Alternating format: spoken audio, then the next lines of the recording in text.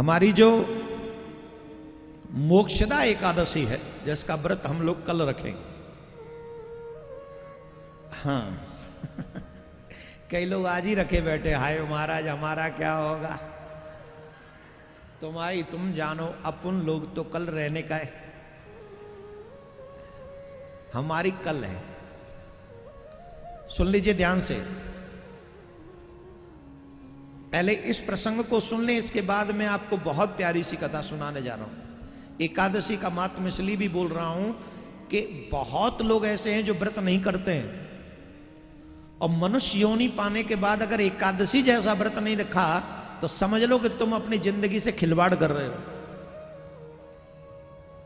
सामर्थ्य होते होते एकादशी का व्रत करना चाहिए और संयमित होकर व्रत करना चाहिए। यहां पर हमने देखा है बहुत शिष्य लोग व्रत करते हैं, और हमें गर्व है उन शिष्यों पर जो अपने जीवन को साधना में लगाकर भगवान को पाने के लिए प्रयासरत हैं। उनके लिए साधुवाद है, वाकई साधुवाद है। जब युधिष्ठिर ने पूछा, भगवान श्री कृष्ण से पूछा कि मोक्षदा एकादशी का व्रत का क्या महात्म है, कृपा करके हमें बताइए। तब भगवान श्री कृष्ण ने कहा कि मोक्षदा एकादशी का व्रत का बहुत ही बड़ा महात्मा, मैं तुम्हें उनकी कथा सुनाता हूं। एक समय चंपक नगर में बैखानस नाम का एक राजा था, और वो राजा बड़ा धार्मिक था। उसने अपनी प्रजा का ध्यान बड़े रखा, बड़ा अपने पुत्रवत अपनी प्रजा का ध्यान रखता था, बड़ा ही ध्यान करता था। एक दिन की बात है,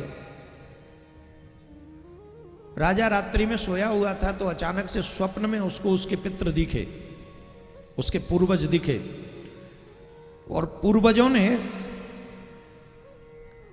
ये कहा कि हम नरक में पड़े हुए हैं,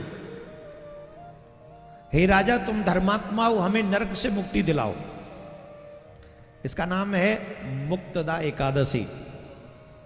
इसका नाम से ही पता चलता है कि ये मुक्ति प्रदान करने वाली है, मोक्षदा एकादशी इसको कहते हैं। तो कहा राजन हम नरक में पड़े हुए, इसके राजा के पूर्वजों ने कहा हम नरक में पड़े हुए हैं, हमें मुक्ति दिलाओ, हमें मुक्ति दिलाओ। राजा ने जब स्वप्न देखा तो उसे बात समझ में नहीं आई कि आखिर हुआ क्या और मुझे क्या करना चाहिए।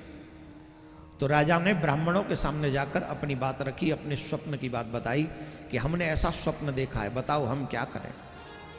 तो ब्राह्मणों ने कहा राजन यहां से कुछ दूरी पर एक बहुत तपस्वी संत रहते हैं, और वो बड़े विद्वान हैं, त्रिकालज्ञ हैं, तीनों कालों के विषय में जानते हैं।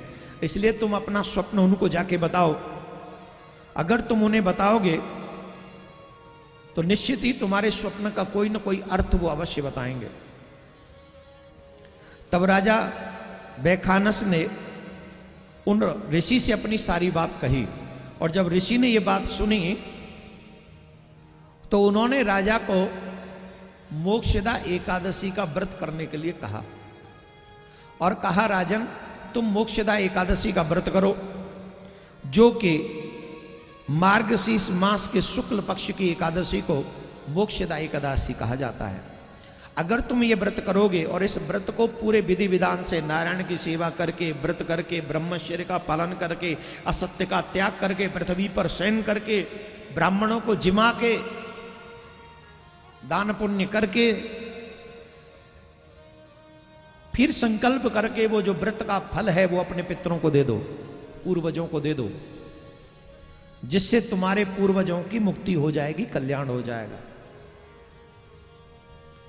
राजा ने ऋषि की बात को सुना, ऋषि की बात को माना, फिर उन्होंने इस मोक्षदा एकादशी का व्रत किया।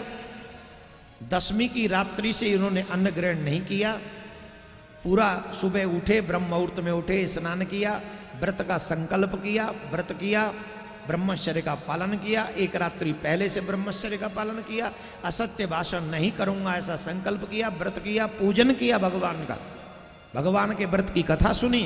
कथा सुनने के बाद दूसरे दिन ब्राह्मणों को जिमाया, बुलाया, स्नान के बाद भोजन कराया ब्राह्मणों को, और फिर द्रव्य दक्षिणा देकर उनको विदा किया। और उसका जो फल था व्रत का और ब्राह्मणों के तप का, दान का, भोजन का, वो सब अपने पूर्वजों को अर्पित किया। इससे उस राजा के समस्त पूर्वज जो नरक में पड़े हुए थे, नरक से उनको मुक्ति मिल गई। बोलो एकादशी मैया की जय।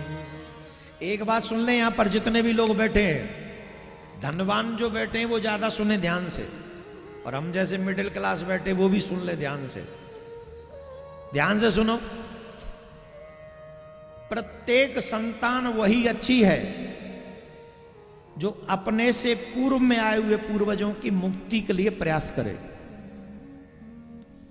जो मनुष्य संपन्न होने के बाद भी ऐसे कार्य न कर सके जिससे हमारे पूर्व के पूर्वजों की मुक्ति हो जाए, कल्याण हो जाए, या अपने भी कल्याण की जो चिंता न करे, उसे मनुष्य योनि नहीं अपितु ये मानना चाहिए कि हम पशु की योनि में अपना जीवन जी रहे। इसलिए हम सब सिर्फ खाने, कमाने, सोने और ऐश करने के लिए नहीं आए। मनुष्य बने हैं, मनुष्य की तरह व्यवहार करना चाहिए। और जो मनुष्य का व्यवहार है, अगर मनुष्य जीवन मिला है, दुनिया में हर काम छोड़ दो पर भगवान की कथा मत छोड़ो। दूसरा, भगवान के एकादशी व्रत को कभी मत छोड़ो।